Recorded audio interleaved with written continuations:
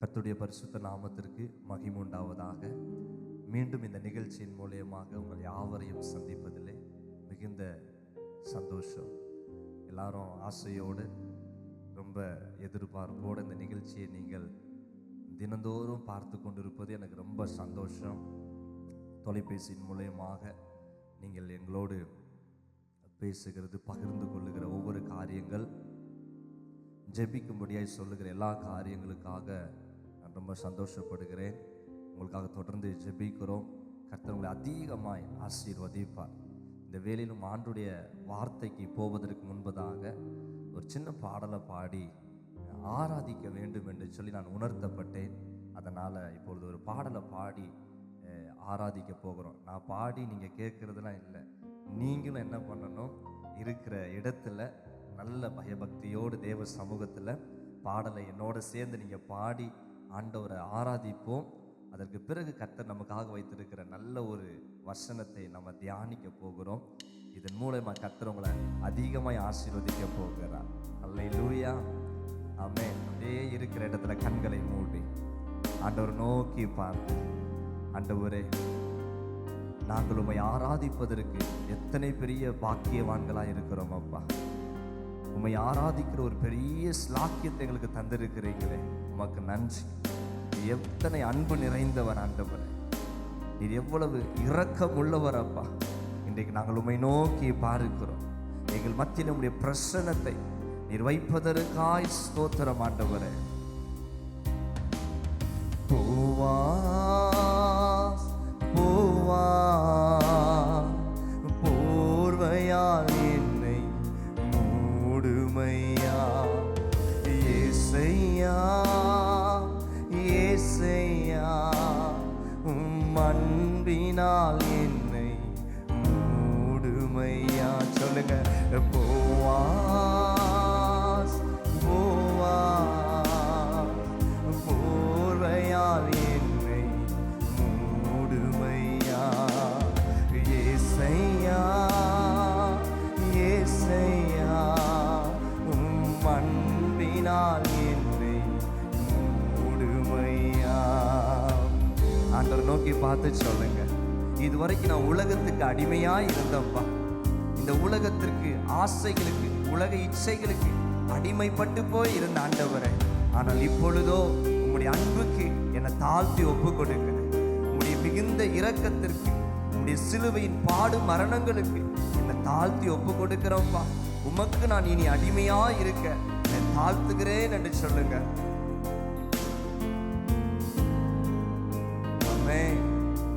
பாடுவோமா? உந்தன் அடிமை நானையா, என்னை காப்பாற்றும் கடமை உமக்கையா. உந்தன் அடிமை நானையா, என்னை காப்பாற்றும் கடமை உமக்கையா.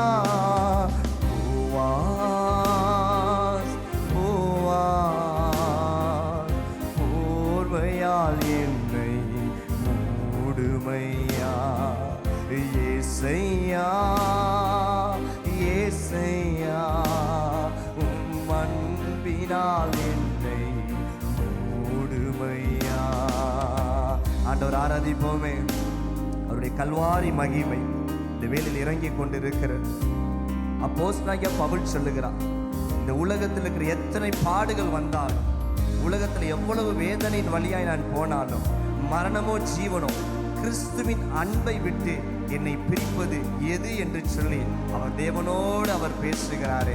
இந்த வேளையில கூட இந்த நிகழ்ச்சியை பார்த்து கொண்டு ஆராதித்து கொண்டிருக்கிற என் தேவ ஜனமே, இந்த உலகத்தின் அன்பு ஆண்டவர் விட்டு உங்களை பிரித்து போடுகிறதா? உலகத்தின் பாடு நெருக்கம் உங்களை ஆண்டவர் விட்டு பிரித்து போடுகிறதா? இன்றைக்கு இந்த ஆராதனை வேளையில சொல்லுங்க, எந்த பாடுகளும் எந்த காரியங்களும் உங்க அன்பை விட்டு என்னை பிரிக்கவே முடியாதுப்பான்னு சொல்லி ஆசையோட பாடுவீங்களா?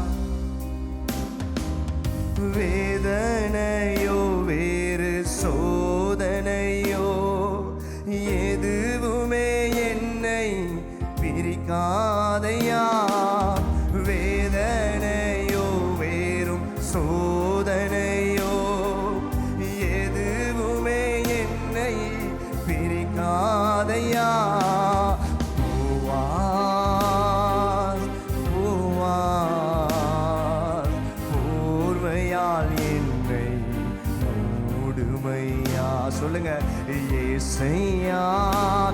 உயர்த்தி சொல்லுவோமா?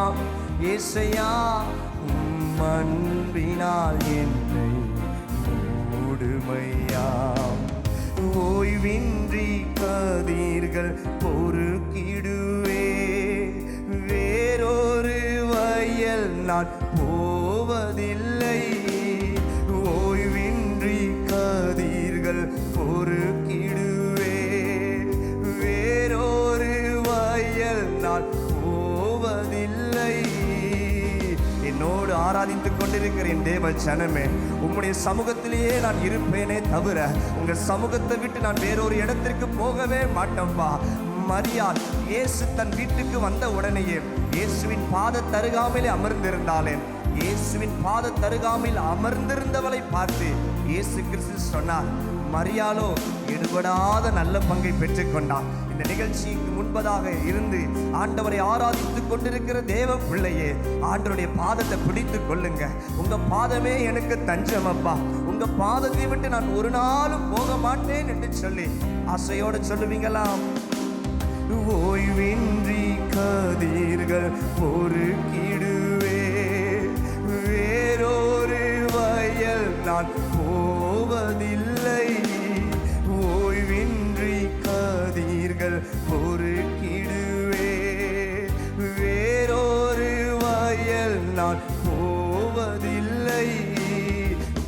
போவாஸ் போவாஸ் போர்வையால் என்னை மூடுமையா, ஏசையா ஏசையா உம் அன்பினால் என்னை மூடுமையா.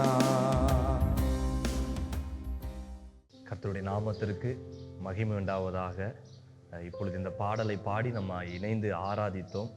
இந்த ஆராதனை உங்களுக்கு மிகுந்த ஆசீர்வாதமாக இருக்கும் என்று சொல்லி நான் விசுவாசிக்கிறேன். நீங்கள் உங்கள் வீடுகளில் ஜெபிக்கும் பொழுதெல்லாம் ஆண்டவரை பாடி, நீங்கள் தனிமையாக இருந்து நீங்கள் பாடலை பாடி ஆராதித்தால் கூட ஆண்டவருடைய மகிமையான பிரசன்னத்தை நீங்கள் இருக்கிற இடத்துல ஆண்டவர் இறங்கி வந்து உங்களை ஆசீர்வதிக்க ஒரு வல்லமையுள்ளவராக இருக்கிறார். அல்லேலூயா. இப்பொழுது கூட நம் வேகமாய் ஆண்டவர் உங்களுக்கென்று வைத்திருக்கிற இந்த வார்த்தையை இப்பொழுது நான் பேச போகிறேன். ஜெபத்தோட நல்ல ஆண்டுடைய சமூகத்துல தாகத்தோடு அமர்ந்திருந்து இந்த வார்த்தையை கேளுங்க. கர்த்தருடைய வார்த்தை, அவருடைய சத்தத்தை உங்கள் செவிகளிலே அவர் தொனிக்க அவர் வல்லமையுள்ளவராய் இருக்கிறார். ஆமென். இயேசு கிறிஸ்து ஊழியம் செய்து கொண்டு போகும் பொழுது நாயின் என்கிற ஒரு ஊருக்கு அவர் புறப்பட்டு தன் சீஷர்களோடு புறப்பட்டு போனார். இயேசு கிறிஸ்துவோட எப்பொழுதும் அவருடைய சீஷர்கள் இருப்பாங்க. இன்னும் அநேகர் அவருக்கு பின்பதாக வந்து கொண்டே இருந்தாங்க. ஏன்னா இயேசு கிறிஸ்து போகிற எல்லா இடங்களிலும் கர்த்தர் தன்னுடைய அன்பை வெளிப்படுத்தி கொண்டிருந்தார். இயற்கைக்கும் அப்பாற்பட்ட அற்புதங்கள், அடையாளங்களை ஆண்டவர் செய்து கொண்டே வந்தார். இதனால் அநேக ஜனங்கள் இயேசு கிறிஸ்து போகிற பாதையில அவரோடு கூட வந்து கொண்டே இருந்தாங்க. அப்படி அவர் ஊழியத்திற்கு போகும் பொழுது நாயின் என்கிற ஒரு ஊருக்கு அவர் போகும் பொழுது, ஊர் வாசலிலே அவர் வரும் பொழுது ஒரு காட்சியை அவர் கண்டார். என்ன காட்சி என்று சொன்னால், ஒரு வாலிபன் மரித்து போன ஒரு வாலிபனை அடக்கம் பண்ணும்படியாக அநேகர் அவரை, அந்த மரித்து போன வாலிபனை அடக்கம் பண்ண சுமந்து கொண்டு போறாங்க. அந்த காட்சியை இயேசு கிறிஸ்து கண்டார். அது மாத்திரம் இல்லாமல் அந்த வாலிபனுடைய தாயாருடைய கண்ணீரை அவர் பார்க்க ஆரம்பித்தார். உடைந்து போன இருதயத்தை ஆண்டவர் பார்க்க ஆரம்பித்தார். இந்த காட்சியை பார்த்த பிறகு இயேசு கிறிஸ்து என்ன செய்தார் என்று சொல்லி இன்னைக்கு நம்ம பார்க்க போகிறோம். லூக்கா 7ஆம் அதிகாரம் 13வது வசனம். கர்த்தர் அவளை பார்த்து அவள் மேல் மனதுருகி அழாதே என்று சொல்லி. எனக்கு அருமையான தேவ பிள்ளைகளே, அந்த வாலிபனுடைய தாயாரை பார்த்து ஆண்டவர் சொல்லுகிறாரு, மனதுருகி நீ அழாதே என்று சொல்லி கர்த்தர் சொல்லுகிறார். அல்லேலூயா.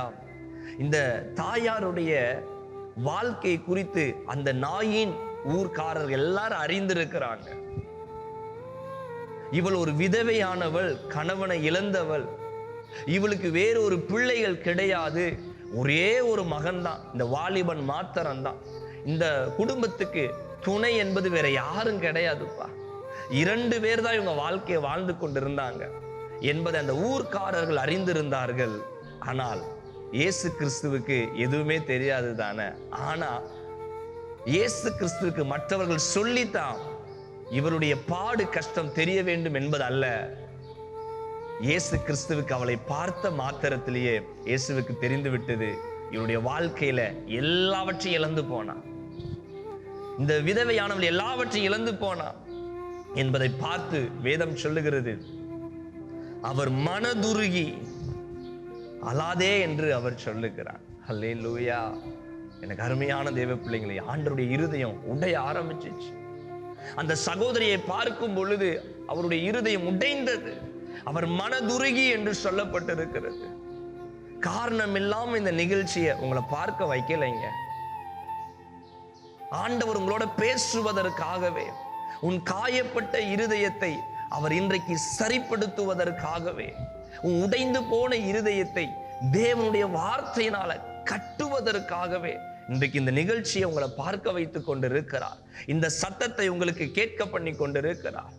நீங்க சொல்றீங்க, என்னுடைய கஷ்டம் மற்றவர்களுக்கு தெரியதான் செய்யுது, ஆனால் யாரும் எனக்கு மனதிறங்கவே மாட்டேங்கிறாங்க, யாருடைய மனதிலையும் கொஞ்சம் கூட இரக்க குணம் வர மாட்டேங்குது. என் கஷ்டம் எல்லாருக்கும் தெரியும், என் உடன்பிறப்புகளுக்கு நான் படுகிற கஷ்டம் தெரியுது, என் அருகாமையில் இருக்கிற என் சொந்தக்காரர்களுக்கு நான் படுகிற கஷ்டம் தெரியுது, என்னோட வாழ்கிற எல்லா ஜனங்களுக்கும் என் கஷ்டம் தெரியுது. ஆனால் என்ன பிரயோஜனம், ஒருத்தர் கூட மனமிறங்க மாட்டேங்கிறாங்களே என்று சொல்லி கண்ணீரோட வேதனையோட இந்த நிகழ்ச்சியை பார்த்து கொண்டிருப்பீங்கன்னா, இன்னைக்கு கர்த்தர் உங்களோட பேசுகிறார். மற்றவர்களுக்கு உன் மனதினுடைய வழி தெரியாமல் இருக்கலாம், மற்றவர்களுக்கு உங்களுடைய வாழ்க்கையில் இருக்கிற பிரச்சனைகளை அறிந்து உங்க இருதயம் புரியாமல் இருக்கலாம். ஆனா இயேசு கிறிஸ்து இன்னைக்கு சொல்றாரு, உங்களை பார்க்கும் பொழுது, இதோ உங்களுடைய வேதனை அவர் பார்க்கும் பொழுது அவர் மனதுருகுகிறார், மனதுருகுகிறார். எப்படி அந்த விதவையை பார்த்து மனதுருகி அழாதே என்று சொன்னாரோ, இன்னைக்கு உங்களை பார்த்து சொல்றாரு, நீ ஏன் உடைந்து போய் இருக்கிற, ஏன் கண்ணீரோட வேதனையோட இருக்கிறீங்க, எனக்கு யாரும் இரக்கம் காட்ட மாட்டேங்கிறாங்க, யாரும் எனக்கு உதவி செய்ய மாட்டேங்கிறாங்க, யாரும் எனக்கு ஒரு ஆறுதலான வார்த்தையை கூட பேச மாட்டேங்கிறாங்கன்னு சொல்லி வேதனையோடு அழுது கொண்டு இருக்கிறீங்களா? இன்னைக்கு உங்களை பார்த்து தான் ஆண்டவர் சொல்லுகிறார், மகளே நீ அழாதே, மகனே நீ அழாத, எல்லாரும் உன்னை விட்டுட்டு போயிட்டாங்கன்னு சொல்லியா வேதனையோட இருக்கிறியா? நீ கர்த்தர் உன்னை பார்த்து தான் சொல்கிறார், நான் இன்றைக்கு உன் கஷ்டத்தை பார்த்து, உன் கண்ணீரை பார்த்து, உன் உடைந்து போன இருதயத்தை பார்த்து நான் மனதுருகுகிறேன், நான் மனதுருகுகிறேன். அந்த விதவையை குறித்து ஆண்டவர் அறிந்திருந்தாருங்க. அவளுக்குன்னு இருந்ததே அந்த ஒரே ஒரு மகன் தான். அந்த மகன் மரித்து போனான். பைபிள் சொல்லுது அவன் வாலிபன் என்று சொல்லப்படுகிறது. வாலிப வயதுல எப்படி அவன் மரித்தான் என்று தெரியல. ஆனா அந்த இழப்பு பயங்கரமான இழப்பா இருந்துச்சு. பைபிள்ல சொல்லப்பட்டிருக்கிறது 12வது வசனத்துடைய கடைசி பகுதி பார்த்தீங்கன்னா, ஊராரில் வெகு ஜனங்கள் அவளுடனே கூட வந்தார்கள். அந்த வார்த்தையை பார்த்தீங்களா? அந்த ஊர்க்காரர்கள் எல்லாரும் வெகு ஜனங்கள், திரளான கூட்டம். அந்த மரணத்திற்கு அநேகர் வந்திருந்தாங்க. அப்ப அந்த ஊர்க்காரங்கள் அறிந்திருக்கிறாங்க, ஐயோ இந்த குடும்பம் எவ்வளவு ஒரு நல்ல குடும்பம் தானே, கணவனை இழந்துட்டா, இப்ப இருந்த ஒரே ஒரு மகனையும் இவ இழந்து போனாலே, அது வாலிபன், வியாதி வந்து மரித்தானோ இல்லது ஏதாவது ஒரு விபத்தில் அவன் மரித்தானோ தெரியல, ஆனால் மரித்தது தானே, இழந்து போச்சு இல்ல, இனி என்ன அப்படின்னு சொல்லி வாழ்க்கையில ஒன்றுமே இல்லாமல் அவள் மிகவும் துயரப்பட்டு வேதனையோட இருக்கும் பொழுது, என் வாழ்க்கையின் எல்லாம் முடிஞ்சு போச்சு, எனக்கு நீ சொந்தம் சொல்ல யாருமே கிடையாதுப்பா என்று சொல்லி அவள் கண்ணீரோட வந்தாயா. ஆனா இயேசு கிறிஸ்து அவளை பார்த்து மனதுருகி நீ அழாதே என்று சொல்லி அவர் என்ன செய்தார்? அடுத்த வசனத்துல பாருங்க, 14ஆம் வசனம் சொல்லுகிறது, கிட்ட வந்து பாடையை தொட்டார், அதை சுமந்தவர்கள் நின்றார்கள். அப்பொழுது அவர், வாலிபனே எழுந்திரு என்று உனக்கு சொல்லுகிறேன் என்றார். அல்லேலூயா. மரித்து போன வாலிபனை புதைப்பதற்காக சுமந்து கொண்டு போகிற அந்த தருணத்துல எல்லாரும் அழுது கொண்டு, எல்லாரும் முடிந்து போச்சு, இவ வாழ்க்கையில என்ன சாபமோ தெரியலப்பா, கணவனை இழந்தா, இரண்டாவது மகனையும் இழந்து போனா, இனி அவள் இழப்பதற்கு அவளுடைய உயிரை தவிர வேற ஒன்றுமே இல்லை. இப்படி இழந்து போய் நிக்கிறாள்னு சொல்லி எல்லாரும் வேதனைப்பட்டு எல்லாரும் போறாங்க. அந்த நேரத்துலதான் ஆண்டவர் என்ன சொன்னார் தெரியுமா? மகனே, வாலிபனே, எழுந்திரு என்று நான் உனக்கு சொல்லுகிறேன். நீ கர்த்தர் உங்களை பார்த்து சொல்லுகிறார். அந்த மரித்த சடலத்தை பார்த்து, இன்னும் சில மணி நேரத்துல அழுகி போகக்கூடிய சடலத்தை பார்த்து இயேசு கிறிஸ்து சொன்னாரு, வாலிபனே எழுந்திரு என்று நான் உனக்கு சொல்லுகிறேன். என் வாழ்க்கை கொஞ்சம் கொஞ்சமா அழிந்து கொண்டிருக்குது.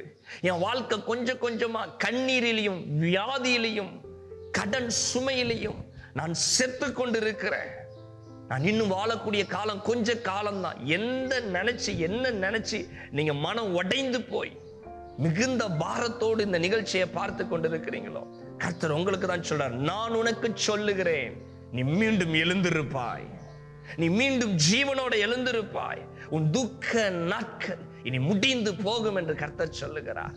காரணம், மனிதர்கள் மனம் இறங்குவது அல்ல, உன்னை தாயின் வயிற்றில் உருவாகும் முன்னே உன்னை தெரிந்தெடுத்த ஆண்டவர் சொல்றாரு, நான் மனதுருகுகிறேன், உன் கண்ணீரை நான் துடைப்பேன். அல்லேலூயா. அந்த விதவைக்கு மகனை பார்த்து சொல்றாரு, எழுந்திரு என்று சொன்ன மாத்திரத்துல அவன் எழுந்தான். எழுந்து என்ன தெரியுமா நடந்துச்சு? அந்த வாலிபனை அந்த விதவையின் இடத்துல, தன் தாயானவள் இடத்துல போய் ஆண்டவர் ஒப்பு கொடுத்தார். அல்லேலூயா. 15வது வசனத்தை பாருங்க, கடைசி, அவனை அவன் தாயின் இடத்தில் ஒப்புவித்தார். பாத்தீங்களா? ஒப்புவித்தார்னா என்ன அர்த்தம்? எல்லாம் முடிஞ்சு போச்சு, என் பையன் என்னை விட்டு பிரிந்து போனான், இனி அவன் கிடையாது, அவ்வளவுதான். இனி அவனை நான் நினைவுகளில நான் பார்த்து கொள்ள வேண்டியதான். எனக்கு இத்தனை வருஷத்துல ஒரு மகன் இருந்தானே, என் கூட செல்லமா இருந்தானே என்பதை நான் பார்த்து கொள்ள வேண்டியதா, இல்ல நான் நினைத்து கொள்ள வேண்டியதா என்று சொல்லி எல்லாம் முடிந்தது, விட்டாச்சு. அப்படி இருந்த இடத்துலதான் அந்த சகோதரி கிட்ட போய் ஆண்டவர் சொன்னார், ஒன்னும் கலங்காத, இதோ உன் மரித்து போன மகன், உன்னை விட்டு பிரிந்து போன உன் மகனை நான் உன் கையில ஒப்புவிக்கிறேன். இன்னைக்கு எந்த நன்மையை உன் கைகளிலிருந்து இழந்து போனாயோ, கதறி அழுதல்ல, அப்பா இந்த நன்மையை நான் இழந்து போனேனே, இந்த ஆசீர்வாதத்தை நான் இழந்து போனேனே, என் குடும்பமே ஒண்ணு இல்லாம போச்சு, என் கையை விட்டு எல்லாம் போனதே என்று சொல்லி உடைந்து போனல்ல, இன்னைக்கு ஆண்டவர் உங்களை பார்த்து தாங்க சொல்றாரு, உன் கைகளில மீண்டும் அந்த நன்மையை ஒப்புவிக்கிறார், அந்த இழந்து போன ஆசீர்வாதத்தை ஒப்புவிக்கிறார். கலங்காத, அவர் மனதுருகுகிற கர்த்தர். வசனம் இப்படியா சொல்லுகிறது, வருத்தப்பட்டு பாரம் சுமக்கிறவர்களே, நீங்கள் எல்லாரும் என்னிடத்துல ஓடி வாருங்க. நீங்க வருத்தத்தோட இருக்கிறீங்களா? உன் வருத்தத்தை, உன் பாரத்தை கர்த்தர் மீது உன் பாரத்தை வைத்து விடு. நீ கலங்கி தவிக்காத. இன்னைக்கு ஆண்டவர் உங்களை பார்த்து தாங்க சொல்றாரு, அவர் மனதுருகுகிறார். நீங்க சொல்றீங்க, எனக்காக யார் இருக்கிறா? இன்னைக்கு ஏசப்பா உங்களை பார்த்து சொல்றாரு, எந்த மதத்தினராய் நீங்கள் இருந்தாலும், எந்த கடவுளை நீங்க வழிபட்டு கொண்டு இருந்தாலும், இதுவரைக்கும் இயேசுவை கடவுள் என்பதை நான் அறிந்திருக்கிறேன், அவ்வளவுதான். அவர் யார் என்று எனக்கு அதிகமாய் தெரியாது, கவலையே வேண்டாம். இன்னைக்கு அந்த இயேசு உங்களை தேடி வந்திருக்கிறார். அந்த நாயின் ஊர்ல இருக்கிற விதவை இயேசுவை தேடி போகலையே, இயேசு கிறிஸ்து தானே அவளை தேடி வந்தாரு. அவருடைய இழப்பை ஆண்டவர் அறிந்திருந்தார், அவருடைய கஷ்டத்தை ஆண்டவர் அறிந்திருந்தார், மனபாரத்தை அறிந்திருந்தார். இன்னைக்கு ஆண்டவர் சொல்றாரு, நான் உன்னை தேடி இன்னைக்கு இந்த நிகழ்ச்சியின் மூலமா நான் வந்திருக்கிறேன். ஏதோ ஒரு ஊழியக்காரன், ஏதோ ஒரு மனிதன் பேசுகிறான் என்று எண்ணி விடாதே. இன்னைக்கு ஆண்டவர் உன்னோட பேசுகிறார். இந்த ஊழியக்காரனை கொண்டு, ஒரு சிறுமையான மனிதனை கொண்டு இன்னைக்கு கர்த்தர் உங்களோட பேசுகிறார். அவர் மனதுருகி உனக்கு ஒரு அற்புதத்தை அவர் செய்ய போகிறார். அந்த மகள், அந்த விதவையானவன் நினைச்சிருப்பா, என்னை போல ஒரு சபிக்கப்பட்டவங்க யாருமே இல்லையா. முதலாவது என் கணவனை நான் இழந்தேன், அதிலிருந்து மீண்டு வருவதற்கு பல வருடம் ஆனது. அதையெல்லாம் மறந்து இனி எனக்குன்னு என் மகன் இருக்கிறான், இவனும் நானும் என்று சொல்லி எங்க வாழ்க்கையை நாங்க நடத்தி கொள்வோம்னு சொல்லி அவளுடைய மனதை திடப்படுத்தி தன் மகனை வளர்த்து கொண்டிருக்கிற தருணத்துலதான் அந்த மகன் மரித்து போனான். எப்படி இருந்திருக்கும் நினைச்சு பாருங்க. ஒரு இழப்புக்கு மேல அடுத்த இழப்பு, ஒவ்வொரு இழப்பா வந்துட்டே இருந்துச்சு. அவளால தாங்கிக்கிட முடிஞ்சிருக்காது. எப்படி தாங்கி இருக்க முடிந்திருக்கும் கொஞ்சம் நினைச்சு பாருங்க. இன்னைக்கு அதே போலதானே, இழப்புகளுக்கு மேல இழப்பு எனக்கு வந்துகிட்டே இருக்குது, பாடுக்கு மேல பாடு வந்துகிட்டே, என்னால தாங்கிக் கொள்ள முடியல, என்னால இதற்கு மேல தாங்கிக் கொள்ள முடியல. என் அன்பு தேவ பிள்ளையே, ஆண்டவர் உங்களை பார்த்து சொல்லுகிறார், திராணிக்கு மேலாக உன்னை ஒரு நாள் ஆண்டவர் சோதிக்க மாட்டார். திராணிக்கு மேலா, உன் பலனுக்கு மிஞ்சி நீங்க சொல்றீங்க, ஆண்டவரே இதுக்கு மேல எதுக்கு நான் வாழணும்? இந்த பாடு, இந்த கஷ்டத்தை எல்லாம் நான் பார்க்கிறதுக்காக இந்த ஜீவன் இருக்க போய்த்தானே இதெல்லாம் நான் பார்க்கிறேன். எதுக்கு நான் உயிரோட வாழணும்? என்னால தாங்கிக்கிட முடியலப்பா அப்படின்னு சொல்லி உடைந்து போய் இருக்கிறீங்களா?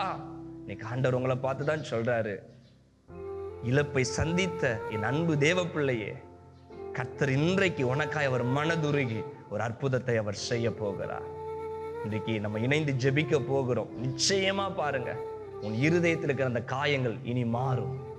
அந்த ஒரு அற்புதத்துக்காக ஏங்கி கொண்டு இருக்கிற உங்களுடைய வாழ்க்கையில கர்த்தர் அந்த அற்புதத்தின் வாசலை அவர் திறக்க போகிறார். எனக்கு என்னை ஆவிக்குரிய வாழ்க்கையில என்னை அதிகமாய் நடத்தின ஒரு ஆவிக்குரிய தகப்பன் உண்டு. அவருடைய தகப்பனார் அவரை கைவிட்டுட்டாங்க. தாயார் சிறு வயதுல இருக்கும் பொழுதே தன் சரீரத்துல தீயை கொளுத்தி விட்டு மரித்து போனாங்க. அவர் சிறு வயதா இருக்கும் பொழுது, ஒரு 5 வயதுக்கு குறைவா இருக்கும் பொழுது, வாழ வழி தெரியல. தகப்பனார் வேறொரு திருமணம் பண்ணினது நிமித்தம் குடும்பத்துல கஷ்டம், கொடுமை தாங்க முடியாம வீட்டை விட்டு வெளியேற்றப்பட்ட ஒரு நிலைமை. பஸ் ஸ்டாண்டுகளிலும் சந்தைகளிலும் கடைகளிலும் பிச்சை எடுத்து வாழ்ந்த வாழ்க்கை. குப்பை தொட்டிகளில சாப்பாடை எடுத்து சாப்பிட்டு வயிறை நிறைத்த ஒரு வாழ்க்கை. எங்கேயாவது ஒரு ஆகாரம் கிடைக்காதா என்று சொல்லி வீதி வீதியாய் அலைந்த வாழ்க்கை. ஆனால் ஆண்டவர் ஒரு நாள் அவருடைய வாழ்க்கையில குறுக்கிட்டார். நாயின் என்கிற ஊர்ல வாழ்ந்த விதவை ஆண்டவர் தேடி வந்து சந்தித்ததை போல அந்த மனிதன் சிறு பிராயத்தில் இருக்கும் பொழுது இயேசு தேடி வந்தார், அவரை சந்தித்தார், வாழ்க்கை மாறியது. இன்றைக்கு தேவனுக்காக ஊழியம் செய்கிற ஒரு நல்ல ஒரு தேவ மனிதனாய் இருக்கிறார். அநேக ஆயிரங்கள் லட்சங்களுக்கு இன்னைக்கு அந்த தேவ மனிதன் பிரோஜனப்பட்டு கொண்டு இருக்கிறார். அநேக தேவ ஊழியர்களை இன்னைக்கு அவருடைய தேவனுடைய வார்த்தையை கொடுத்து பலப்படுத்தி கொண்டிருக்கிறாங்க. என்னுடைய ஊழிய பாதையிலையும் அந்த ஆவிக்குரிய தகப்பன் மிகுந்த ஆசீர்வாதமாய் உள்ள ஒரு மனிதனாய் இருந்தார். அவருடைய பெயர் நீங்க ஒருவேளை நான் சொல்றேன் உங்களுக்கு அறிந்திருந்தால் அறிந்திருக்கும். ஜெய் ரூபன் என்கிற ஒரு தேவ மனிதன். என் மகனே என்கிற ஒரு கிறிஸ்துவ படத்தை அவர் ஏற்றி இருக்கிறாங்க. நல்ல ஒரு ஆவிக்குரிய தகப்பன். அவருடைய வாழ்க்கை ரொம்ப வேதனையா இருந்தது.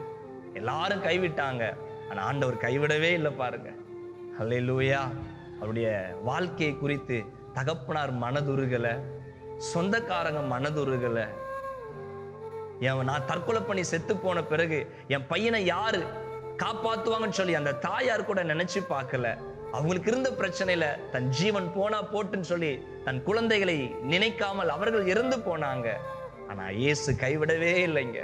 ஆண்டவர் மனதுருகினார். இயேசு மனதுருகினார். இன்றைக்கு அநேகத்துக்கு ஆசீர்வாதமா வச்சிருக்கிறேன். எனக்கு அருமையான தேவ பிள்ளையே, இந்த நிகழ்ச்சியை பார்க்கிற பிள்ளை, நான் யாருக்கும் புரோஜனமாகவே இல்லை, நான் ஒரு குப்பை, நான் யாருக்கும் புரோஜனமா இல்லை, நான் ஒரு மற்றவங்களுக்கு பாரமா தான் நான் இருக்கிறேன்னு சொல்லி இந்த நிகழ்ச்சி யாராவது பார்த்து கொண்டிருப்பீங்கன்னா கர்த்தர் தீர்க்க தரிசனமா சொல்லுகிறார். நீ மற்றவர்களுக்கு பாரம் என்று சொல்லி நீ எண்ணிக்கொண்டு இருக்கிறாய். ஆனா இன்னைக்கு ஆண்டவர் சொல்றாரு, உன் அநேகருக்கு ஆசீர்வாதமாய் கர்த்தர் வரக்கூடிய நாள்ல உன்னை மாற்ற போகிறார். இதோ அவருடைய பிரசன்னம் உங்கள் மீது இறங்குகிறத நான் பார்க்கிறேன். அவருடைய மகிமையுள்ள கரம் உங்க குடும்பத்துக்குள்ள பலமா இறங்கி கொண்டு இருக்கிறது. நீ மற்றவர்களுக்கு பாரம் என்று எண்ணிக்கொண்டு இருக்கிறாய் அல்லவா? மற்றவர்களுக்கு நீ ஆசீர்வாதமானவன் என்று ஆயிரங்கள் சொல்லுவதை நீ கேட்க போகிறாய்.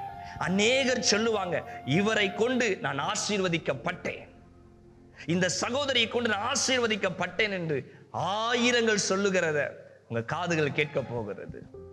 காரணம், இயேசு இன்றைக்கு உங்களை பார்த்து மனதுருகி இருக்கிறார். அல்லேலூயா. கண்களை மூடி ஜெபிப்போமா. எல்லாரும் இருக்கிற இடத்துல கண்களை மூடி பாரத்தோட ஜெபம் பண்ணுங்க. கர்த்தர் உங்க ஜெபத்திற்கு அவர் பதில் தர போகிறார். கர்த்தர் உன் உடைந்த உள்ளத்திற்கு அவருடைய வார்த்தை இப்பொழுது தந்து உன்னை பலப்படுத்த போகிறார். மகிமையும் கனமும் உள்ள எங்கள் நல்ல பிதாவே, இந்த மகிமையான இந்த தருணத்திற்கு ஸ்தோத்திரம் அப்பா. கண்ணீரோடு வேதனையோடு இந்த வேலையில மிகுந்த பெருமூச்சின் அனுபவத்தோடு ஜெபித்துக் கொண்டிருக்கிற ஒவ்வொரு பிள்ளைகளையும் என் ஆண்டவர் நீர் இப்பொழுது பார்த்திருப்பதற்காக ஸ்தோத்திரப்பா. அந்த விதவையை பார்த்து மனதுருகின கர்த்தர் ஆண்டவரே, இந்த தொலைக்காட்சிக்கு முன்பதாக கண்ணீரோடு ஜெபித்துக் கொண்டிருக்கிற பிள்ளைகளை பார்த்து என் தேவன் மன துருகுகிறதற்காய் ஸ்தோத்திரம். இழந்து போனவைகளை என் தேவன் திரும்ப இவர்களுக்கு தரப்போகிறதற்காய் நன்றி அப்பா. இவங்க இருதயத்துக்கு அந்த வலிகள் வேதனைகள் எல்லாம் மாறுகிறதற்காக ஸ்தோத்திரம். இவங்க குடும்பத்துல கிரியை செய்து கொண்டிருக்கிற எல்லா பொல்லாத சத்துருவின் கிரியைகள் எல்லாம் அழிந்து போவதாக, இழப்புகளுக்கு மேல இழப்பை கொடுத்து, தரித்திரத்திற்கு மேல தரித்திரத்தை கொடுத்து எங்க வாழ்க்கையை அவலட்சணமாய் மாற்றுகிற எல்லா அந்தகாரத்தின் வல்லமைகள் இப்பொழுது நிர்மூலமாகி போகட்டும். பிள்ளைகளை நீங்க ஆசீர்வதித்ததற்காக ஸ்தோத்திரம், ஆசீர்வதித்ததற்காக ஸ்தோத்திரம். மேன்மையாய் நடத்துங்கப்பா. இவங்க கண்ணீரெல்லாம் இன்னைக்கு துடைக்கப்பட்டதற்காக நன்றி. ஆசீர்வதிங்க, ஆசீர்வதிங்க, ஆசீர்வதிங்கப்பா. இயேசுவின் நாமத்தில் ஜெபிக்கிறோம் எங்கள் ஜீவனுள்ள நல்ல பிதாவே, ஆமென். எனக்கு அருமையான தேவ பிள்ளைங்களே, உங்க கண்கள்ல இருந்து கண்ணீரெல்லாம் துடைச்சு கொள்ளுங்க. உங்க இருதயத்தில் இருக்கிற பாரத்தெல்லாம் தூக்கி எறிந்து போடுங்க. காரணம், உங்களுக்காக கர்த்தர் இன்னைக்கு மனதுருகி இருக்கிறார். இனி உங்களுக்கு நிச்சயம் ஒரு அற்புதத்தை அவர் செய்ய போகிறார் என்று சொல்லக்கூடாது, அவர் செய்து விட்டார். இனி உங்களுக்கு ஒரு அற்புதத்தை அவர் செய்து விட்டார். அதை இனி நீங்க பார்க்க போறீங்க. ஆமென். தொடர்ந்து இந்த நிகழ்ச்சியை பாருங்க. உங்களுக்காக தொடர்ந்து ஜெபித்துக் கொள்ளுகிறேன். எங்களுடைய ஊழியத்திற்காகவும் ஜெபித்துக் கொள்ளுங்க. கர்த்தர் உங்களை அதிகமாய் ஆசீர்வதிப்பாராக. இன்னொரு காரியம், ஒருவேளை இந்த நாட்களில் லாக்டவுன் நடந்து கொண்டு இருக்கிறது. இந்த லாக்டவுன் நாட்கள் சபையெல்லாம் அடைக்கப்பட்டு இருக்கிறது. இந்த லாக்டவுன் முடிந்து சபைக்கு போகாம யாராவது நீங்க இந்த நிகழ்ச்சியை பார்த்து கொண்டிருப்பீங்கன்னா, நீங்க அன்பாய் நான் உங்களை கேட்கிறேன், சபைக்கு நிச்சயமாய் நாம் போய் ஆண்டவரை ஆராதிக்க வேண்டும். சபைக்கு போகாத பிள்ளைங்க இருப்பீங்கன்னா, நீங்க பரலோக சாட்சி சபை கள்ளிக்குளத்துல நான் நடத்தி கொண்டு இருக்கிறேன்.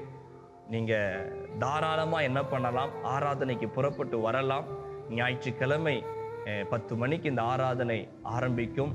லாக்டவுன் முடிந்து சபைக்கு போகாத பிள்ளைங்க நீங்க புறப்பட்டு வாங்க, கர்த்தரை ஆராதிப்போம். நிச்சயம் ஆண்டவர் உங்களை அதிகமாய் ஆசீர்வதிப்பார். நல்ல போக்குவரத்து வசதிகள் இருக்கிறது. அதனால இதெல்லாம் நம்ம பயன்படுத்தி கொள்ளும் பொழுது இன்னும் உங்க குடும்பங்கள் இன்னும் ஆசீர்வாதமா இருக்கும். கர்த்தர் உங்களோடு கூட இருப்பாராக. ஆமென். ஆராதிப்போமே அவரை.